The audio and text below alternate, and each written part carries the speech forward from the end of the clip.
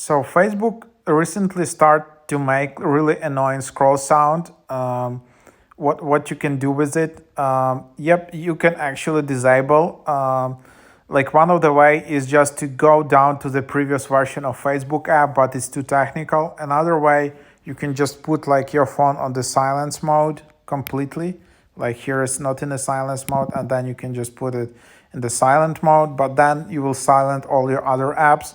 But the best solution is just if you want to turn off your in-app sounds, just tap in the bottom right of your Facebook app, scroll to the bottom, tap settings, privacy, and then tap settings. Scroll down to preferences, tap media, tap next to in-app sounds to turn it off.